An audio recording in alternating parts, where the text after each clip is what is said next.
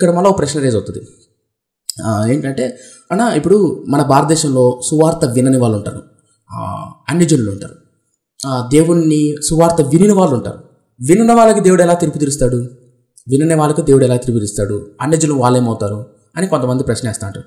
Bible కొంతమంది చరిత్రకారులు కొన్ని కాలాలుగా విభజించారు. కొన్ని కాలాలుగా మనస్సాక్షి కాలం అని, అజ్ఞాన కాలం అని, ధర్మశాస్త్ర కాలం అని, కృపాకాలం అని కొన్ని కాలాలు ఉంటాయి. దేవుడు మనుషులు తీర్పు తీర్చేటప్పుడు రీసెంట్గా ఒక బ్రదర్ కూడా నన్ను ఇలా ప్రశ్నించాడు, అన్న ఇప్పుడు మనం సువార్త విన్నాం, కొంతమంది దీవుల్లో కొండ జాతి మనుషులు ఉంటారు, లేదా సువార్త వినని వాళ్ళు, వీళ్ళేంకి రాకముందు మన దేశంలో సువార్త ఉండేది కాదు, సంఘాలు లేవు, అప్పుడు దేవుడు వాళ్ళని ఎలా తీర్పు తీరుస్తాడు?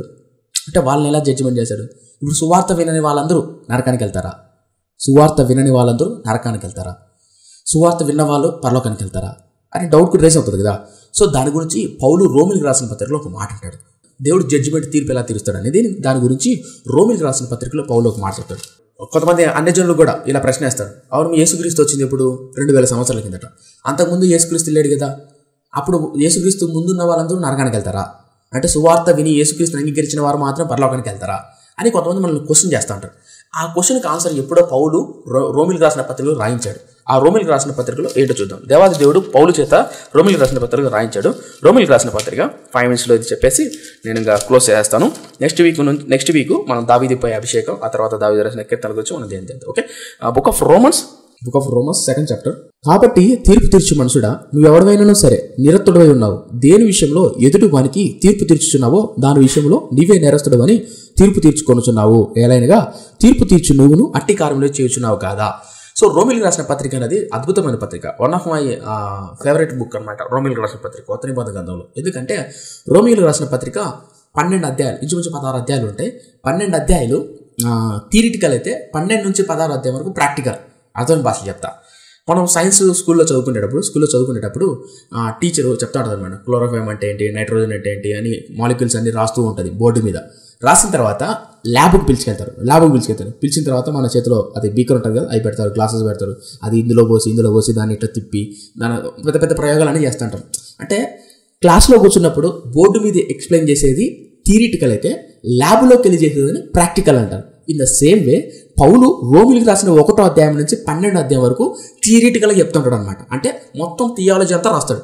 ఎలా మనిషి పాపంలో పడ్డాడు, పాపంలో పడినటువంటి మనిషి ఏ విధంగా లేచాడు, యూదులు ఎలా పాపం చేశారు, అన్యజనులు ఎలా పాపం చేశారు, అందరూ ఏ విధంగా దేవుని ఉగ్రతకు లోనై ఉన్నారు, ధర్మశాస్త్రం ద్వారా ఏ విధంగా నీతిమంతులకు తీర్చబడతాం, ధర్మశాస్త్రం ద్వారా నీతి వస్తుందా రాదా, రాకపోతే దానికి కారణం ఏంటి, తర్వాత ఇశ్రాయేలు ప్రజలు అంతేనా, వాళ్ళ భవిష్యత్తు ఎలా ఉంటుంది అని థియాలజికల్గా 1వ అధ్యాయం నుంచి 12వ అధ్యాయం అంతా థియరిటికల్ అంటే థియాలజీ అంతా రాస్తాడు. 12వ అధ్యాయం నుంచి 16వ అధ్యాయం వరకు మొత్తం ప్రాక్టికల్, అంటే దాన్ని అన్వయింపు ఎలా చేసుకోవాలి అని రోమిలికి రాసిన పత్రిక అద్భుతమైన పత్రిక. మీకు గుర్తుందో లేదో, మార్టిన్ లూథర్ అనే దైవజనుడు కూడా తన రక్షణలోకి, తన పరిపక్వతలోకి రావడానికి ఈ ప్రొటెస్టెంట్స్ అన్నటువంటి ఈ అద్భుతమైనటువంటి సంఘం ఉద్భవించడానికి కారణం రోమిలికి రాసిన పత్రిక, గలతీయులకు రాసిన పత్రిక. మార్టిన్ లూథర్ దగ్గరికి వెళ్ళి మీ జీవితంలో ఫేవరెట్ వర్డ్స్, మీ జీవితాన్ని టర్న్ చేసినటువంటి పాయింట్ ఏంటంటే రోమిలికి రాసిన పత్రిక 1వ అధ్యాయం 16వ వచనం అంటాడు, 16-17 అంటాడు. ఎవరంటే మార్టిన్ లూథర్ అనే గొప్ప దైవజనుడు. అంటే నేను ఏం చెప్తున్నానంటే ఈ రోమిలికి రాసిన పత్రిక అంత గొప్పది. అంటే మిగతావి కాదన్న అనవాకండి, అన్నీ గొప్పవే, కానీ నా పాయింట్ ఏంటంటే ఇందులో పౌలు థియాలజీని అంతా రాయించాడు. అలా పౌలు ద్వారా దేవుడు రాయించాడు. ఈ 2వ అధ్యాయంలో తీర్పు గురించి, దేవుడు మనుషులు ఏ విధంగా తీర్పు తీరుస్తారు అన్న విషయాన్ని రాయించాడు. ఇది ఒకటి వచ్చిన చూపించాడు. ఇలా రాస్తూ పౌలు అన్యజనులకు ఎలా తీర్పు తీరుస్తాడు, పాత నిబంధన గ్రంథంలో ఉన్నటువంటి భక్తులకు, దావీదు కావచ్చు, మోషే కావచ్చు, ఆ తర్వాత ఆహాబు కావచ్చు, యెజ్బేలు కావచ్చు, రెహబాము కావచ్చు, యెరోబాము కావచ్చు, వీళ్ళందరికీ యేసుక్రీస్తు తెలియదు కదా. యేసుక్రీస్తు 2000 సంవత్సరాల కిందట పుట్టాడు కదా. మరి పాత నిబంధన గ్రంథంలో ఉన్నటువంటి వాళ్ళకు దేవుడు ఎలా తీర్పు తీరుస్తాడు అంటే జడ్జిమెంట్ గురించి ఉందాం కాబట్టి చెప్తున్నా. సో ఆ విషయాన్ని అదే రోమిలికి రాసిన పత్రిక 2వ అధ్యాయంలో రాస్తారు చూడండి. దేవునికి పక్షపాతం లేదు, ధర్మశాస్త్రం లేక పాపం చేసిన వారందరూ ధర్మశాస్త్రం లేకయే నశించెదరు. ఈ పాయింట్ నోట్ చేశారా? దేవుడికి పక్షపాతం లేదు, ధర్మశాస్త్రం లేక పాపము చేసిన వారందరూ ధర్మశాస్త్రం లేకయే నశించిపోదురు. ధర్మశాస్త్రం కలిగిన వారై పాపము చేసిన వారందరూ పాపము చేసిన వారందరూ ధర్మశాస్త్రానుసారంగా తీర్పు నొందుదురు. ధర్మశాస్త్రం వినువారు దేవుని దృష్టికి నీతిమంతులు కారు గాని ధర్మశాస్త్రం అనుసరించు వారే నీతిమంతులుగా ఎంచబడదు. ఇప్పుడు చూడండి 14వ వచనం చాలా ఇంపార్టెంట్. ఇక్కడ దానికంటే ముందు ఒక మాట చెప్తాను. ధర్మశాస్త్రం లేనివారు పాపం చేసినా నశించిపోతారు, ధర్మశాస్త్రం కలిగి పాపం చేసినా నశించిపోతారు. అంటే పాపం చేసే ప్రతి ఒక్కరు నశించిపోతారు, ధర్మశాస్త్రం ఉన్నా లేకపోయినా. సరేనా? ధర్మశాస్త్రం లేదు కొంతమందికి, వాళ్ళు పాపం చేయాల, నీతిగా దానా ధర్మాలు చేస్తుంటారు, లంచాలు మంచాలు తీసుకోరు, యథార్థంగా బతుకుతుంటారు. మరి వాళ్ళ పరిస్థితి ఏంటి? ఇప్పుడు కొంతమంది అన్యులు ఉంటారు, మనకు తెలిసిన అన్యుల్లో కొంతమంది ఉంటారు. వాళ్ళు పాపం వాళ్ళకి తెలిసిన భక్తిలో ఏదో కొనసాగుతుంటారు, లేదా వాళ్ళకి తెలిసి ఎప్పుడు సువార్త వెళ్ళే వాళ్ళు అసలు ఎప్పుడు యేసుక్రీస్తు అంటే తెలియలే వాళ్ళకి, అసలు యేసుక్రీస్తు అనే పదం అసలు వినలే. అయినా విననప్పటికీ కొంతమంది యథార్థంగా ఉంటారు. అప్పుడు వాళ్ళ పరిస్థితి ఏంటి? వాళ్ళకి ఎలా దేవుడు తీర్పు తీరుస్తాడు? వాళ్ళని చంపేస్తాడా? వాళ్ళని నరకానికి పంపిస్తాడా? అంటే ఇక్కడ రాస్తాడు చూడండి, దాని గురించి ఇప్పుడు చూద్దాం. ధర్మశాస్త్రము లేని అన్యజనులు స్వాభావికంగా, చూడండి, ధర్మశాస్త్రము లేని అన్యజనులు స్వాభావికంగా ధర్మశాస్త్ర సంబంధమైన క్రియలు చేసినలా వారు ధర్మశాస్త్రం లేని వారైనను తమకు తామే ధర్మశాస్త్రమైనట్టున్నారు. అంటే పాయింట్ ఏంటంటే పౌలు ఏంటంటే ధర్మశాస్త్రం లేని అన్యజనులు ఉన్నారు కదా, వాళ్ళకి ధర్మశాస్త్రం లేదు, ధర్మశాస్త్రం అంటే ఎందుకు తెలియదు. అలాంటి ధర్మశాస్త్రం లేని అన్యజనులు స్వాభావికంగా, అంటే వాళ్ళ అంతరంగంలో వాళ్ళ మెంటాలిటీ వాళ్ళ మైండ్ ఏంటంటే ధర్మశాస్త్ర ప్రకారం, అంటే దేవుడు చూస్తున్నాడు, దేవుడు ఉన్నాడు, అమ్మో ఏదో పవర్ ఉంది, ఏదో దేవుడు చూస్తున్నాడు అనే భయముతో ధర్మశాస్త్రం లేకపోయినప్పటికీ స్వాభావికంగా ధర్మశాస్త్రం ఉన్నట్లు బ్రతుకుతూ ఉంటారు, భయముతో బతుకుతూ ఉంటారు. అటువంటి వారికి ఆ స్వాభావికమైనటువంటి ధర్మమే వారికి ధర్మమైనట్టున్నది అని అంటే చూడండి, కావాలి మా చదువుతున్నాను. ధర్మశాస్త్రం లేని అన్యజనులు స్వాభావికంగా ధర్మశాస్త్ర సంబంధమైన క్రియలు చేసినలా వారు ధర్మశాస్త్రం లేని వారైనను తమకు తామే ధర్మశాస్త్రమైనట్టున్నారు. చూసారా? ఇప్పుడు 15వ వచనం. అట్టి వారి మనస్సాక్షి కూడా సాక్ష్యం ఇచ్చుచుండగా వారి తలంపులు ఒకదాని మీద ఒకటి తప్పు మోపుచు లేక తప్పు లేదని చెప్పుచుండగా ధర్మశాస్త్రానుసారము తమ హృదయమందు వ్రాయబడినట్టు చూపుచున్నాడు. దేవుడు నా సువార్త ప్రకారము యేసుక్రీస్తు ద్వారా మనుషుల రహస్యములను విమర్శించు దినమందు ఇలాగు చెడుగును. మళ్ళీ చదువుతున్నాను 16వ వచనం. దేవుడు నా సువార్త ప్రకారం యేసుక్రీస్తు ద్వారా మనుషుల రహస్యములను విమర్శించు దినమందు ఇలాగు జరుగును. ముగిచేస్తున్నా. సో ఫైనల్ పౌలు చెప్తున్న పాయింట్ ఏంటంటే, కొంతమంది అన్యజనులు ఉన్నారు, వాళ్ళకి ధర్మశాస్త్రం లేదు, యేసుక్రీస్తు అంటే తెలియదు, వాళ్ళకి ఏమీ తెలియదు, అయినా స్వాభావికంగా ధర్మశాస్త్రం కలిగినట్లు బతుకుతున్నారు. అండ్ ఇంకోటి ఏంటంటే వారి తలంపులు, వారి మనసాక్షి వారి మీద దోషారోపణ చేయుచుండగా ఆ దోషారోపణ బట్టి భయముతో భక్తితో బతుకుతుంటారు కొంతమంది.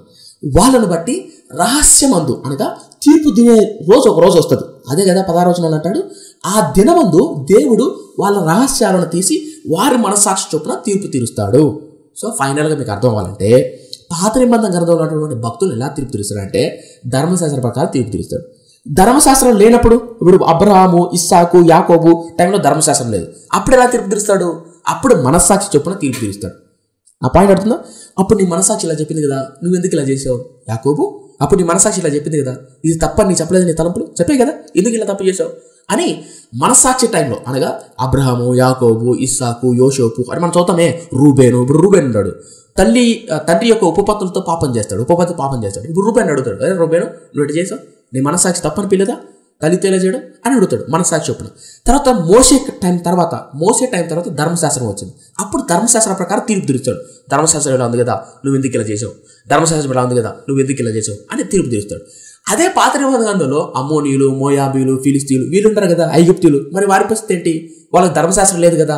వాళ్ళ ధర్మశాస్త్రం లేకపోతే వాళ్ళు ఎలా తీర్పు తీరుస్తారంటే మనస్సాక్షి చొప్పున, వారి తలంపుల చొప్పున, ఆ రహస్య దినమందు వారి తలంపులను, వారి ఆలోచన బయటికి తీసి వాళ్ళు తీర్పు తీరుస్తాడు. సేమ్ ఎగ్జాక్ట్గా అదే అంటున్నాడు పౌలు. ఈ నా సువార్తను విని అని చూసారా 16వ వచనం మన చదివిస్తాం చూడండి. ఇప్పుడు నేను చెప్పిన సందర్భంలో గుర్తుపెట్టుకోండి. 15వ వచనం. అట్టి వారి మనసాక్షి కూడా సాక్ష్యం ఇచ్చుండగా వారి తలంపులు ఒకదాని మీద ఒకటి తప్పు మోపుచు లేక తప్పు లేదని చెప్పుచుండగాను ధర్మశాస్త్రము తమ హృదయములందు రాయబడినట్టు చూపుచున్నారు. దేవుడు నా సువార్త ప్రకారం యేసుక్రీస్తు ద్వారా మనుషుల రహస్యమును విమర్శించు దినమందు ఇలాగూ జరుగును. చూసారా? సో అతడు అన్యుడైనప్పటికీ ధర్మశాస్త్రం అనుసరించే వ్యక్తి అయినప్పటికీ, ధర్మశాస్త్రం కలిగిన వ్యక్తిని ధర్మశాస్త్రానుసారంగా తీర్పు తీరుస్తాడు. ధర్మశాస్త్రం లేని వ్యక్తిని తన మనస్సాక్షి చొప్పున, దేవుని చిత్తానుసారంగా మనస్సాక్షి చొప్పున తీర్పు తీరుస్తాడు. మనస్సాక్షి చొప్పున దేవుడు తీర్పు తీరుస్తాడు. ఇప్పుడున్నటువంటి సువార్తలు, అంటే ఈ కొత్త నిబంధన గ్రంథంలో ఎవరైతే సువార్త వినలేదో, నిజంగా అసలు వినలేదో వాళ్ళను దేవుడు మనస్సాక్షి చొప్పున తీర్పు తీరుస్తాడు. ఒకవేళ సువార్త విని తిరస్కరించి సేవకులను రాళ్లతో కొట్టి విమర్శించి రకరకాల హింస పెట్టే వాళ్ళను, అప్పుడు దేవుడు ఆ లెక్క అడుగుతాడు. అంటే నీ దగ్గరికి నా సువార్తను ప్రకటించా, నువ్వెందుకు వెళ్ళలేదు, నువ్వెందుకు తిరస్కరించు, నువ్వేమనుకోడు. అలా సో దేవుడు అలా తీర్పు తీరుస్తాడు. సో దీనిలో కొంతమంది బైబిల్ పండితులు బైబిల్ రివైడ్ చేశారు. అజ్ఞాన కాలం అని, మనస్సాక్షి కాలం అని, ధర్మశాస్త్ర కాలం అని, కృపాకాలం అని. సో ఇప్పుడున్నటువంటి కృపాకాలంలో దేవుడు ఏ కృపనైతే ఇచ్చాడో, యోహాను సువార్తలో ఒక మాట ఉంటుంది, క్షమించరాని బాడిన పాపం. యోహాను సువార్తలో ఉంటుంది, క్షమించరాని బాడని పాపం. ఈ ప్రపంచంలో ఏ పాపమైనా దేవుడు క్షమిస్తాడు, ఒక్క పాపం తప్ప. అది ఈ యుగమైందనను రాబో యుగమైందను ఆ పాపానికి క్షమాపణ లేదు. ఏంటో చెప్తారు అది చెప్పండి కదా, చెప్పండి. ధర్మశాస్త్రం లేనప్పుడు పాపము ఆరోపించబడ్డని వాక్యంలో అదే అంటున్నా, పాపం ఆరోపం. రైట్, కరెక్టే మీరు మాట్లాడేది. ధర్మశాస్త్రం వచ్చిన తర్వాతనే పాపం అనగా ఏమిటో నాకు తెలుసును అని రోమిలు రాసిన పత్రిక అంటాడు. ధర్మశాస్త్రం రానప్పుడు పాపం అంటే ఏంటో నాకు తెలియదు. నేను అదే అంటున్నా, ధర్మశాస్త్రం రాకముందు మనస్సాక్షి ఉంటాయి కదా, మనస్సాక్షి. ఆ మనస్సాక్షి చెప్తే కదా ఇది తప్పు, ఇది ఒప్పు, ఇది రైట్, ఇది రాంగ్ అని. ఆ మనస్సాక్షి చొప్పున తీర్పు తీరుస్తాడు. పాపం గురించి మాట్లాడలా, తప్పు ఒప్పుల గురించి ధర్మశాస్త్రం రాకముందు మనస్సాక్షి చొప్పున తీర్పు తీరుస్తాడు. Did you get my point brother? ఓకేనా సునీల్ గారు? ఓకేనా? Okay, good. ఎస్, కరెక్టే బ్రదర్ మాట్లాడేది కరెక్టే. సో ధర్మశాస్త్రం లేకముందు పాపం అంటే ఏంటి, అంటే దేవుని గొప్పతనం అంటే ఏంటి, పరిశుద్ధత అంటే ఏంటి, పవిత్రత అంటే ఏంటి తెలిసేది కాదు మనకు. ఎప్పుడైతే ధర్మశాస్త్రం వచ్చిందో ప్రతి చిన్నదానికి బలి అర్పించాలి, ప్రతి చిన్నదానికి దేవుని మందిరానికి వెళ్ళాలి, ప్రతి చిన్నదానికి చిన్న తప్పు వ్యభిచారం చేస్తారు రాళ్ళతో కూడా చంపేవాళ్ళు, వ్యభిచారం చేస్తే రాళ్ళతో కూడా చంపేవాళ్ళు, నరహత్య చేస్తే చంపేవాళ్ళు, అలా విగ్రహాన్ని చేస్తే చంపేవాళ్ళు. అయితే దానికి ముందు అంత అంత అంత తీవ్రత ఉండేది కాదు. సో అలా కాలం మారిన తర్వాత తీవ్రత. కారణం ఏంటంటే ధర్మశాస్త్రం వచ్చిన తర్వాత పాపం అంటే ఏంటో తెలిసింది. దానికి ముందు ఎలా తీర్పు తీరుస్తారంటే తలంపులు బట్టి. అదే కదా రాశాడు పౌలు, ధర్మశాస్త్రం లేని అన్యజనుల గురించి మనస్సాక్షి చొప్పున వారి తలంపులు ఒకదాని మీద ఒకటి తప్పు ఒప్పుచుండగా. రూబేనుకు వాళ్ళ తండ్రి యాకోబు ఆశీర్వదిస్తాడు. రూబేను, నువ్వు ఇటు అటోడిరా, ఒరే సిమియోను, లేవి, మీరు ఇటు అటోలరా అని అంటాడు. ఎవరు? యాకోబు. వాళ్ళు ఎందుకు తీర్పు తీర్చారు అలా? యాకోబుకు తెలుసు తన బిడ్డలు ఎలాంటి వాళ్ళు అని. ఇది యాకోబు ఆదికాండం 50 అధ్యాయంలో ఉంటుంది, మనం చదివి ఉంటాం. ఎలా తెలుసు? యాకోబు యొక్క మనస్సాక్షి తెలుసు, వీళ్ళు అలాంటి వాళ్ళు, ఎవరిని దీవించాలి, ఎవరిని దీవించకూడదు అని యాకోబు తెలుసు. మీకు గుర్తుందో లేదో, యోసేపుకి 2 బిడ్డలు ఉంటారు, మనషే, ఎఫ్రాయిం. సో ఎవరిని దీవించాలి, ఎవరికి 2 తరాంతుల ఆశీర్వాదం ఇవ్వాలి అనేది తెలుసు. సో నా పాయింట్ ఏంటంటే, సో కాబట్టి మిమ్మల్ని ఎవరైనా అడిగినప్పుడు దేవుడు అన్యాయస్తుడు, దేవుడికి పక్షపాతం లేదు. అదే అంటున్నాడు పౌలు రోమిలు రాసిన పత్రిక, దేవుడి పక్షపాతం లేదు. మన మీద పెద్ద ప్రేమ, జాలి, దయ, దేవుని కంటే గొప్ప జాలి ఉన్నట్లు, దేవుని కంటే గొప్ప దయా కనికరం ఉన్నట్లు దేవుని తీర్పు తీరుస్తుంటారు కొంతమంది. తప్పు. ఆయన తీర్పును అర్థం చేసుకోండి. మీరు ఇక్కడి నుంచి చూడొద్దండి, ఆయన స్థానంలోకి వెళ్ళి చూడండి. దేవుని ఏ ఒక్కరిని నరకంలో వేయాలని, వాళ్ళను నిత్య నరకాగ్నిలో వేసి వాళ్ళు బాధ పెట్టాలని, కృంగదీయాలని కాదు. దేవుని చిత్తం ప్రతి నరుని తన యొద్దకు తీసుకోవాలని. అసలు నరకం అనేది సృష్టించబడిందే దూతలకును వాని అధికారులకు, మనుషుల కొరకు కాదు.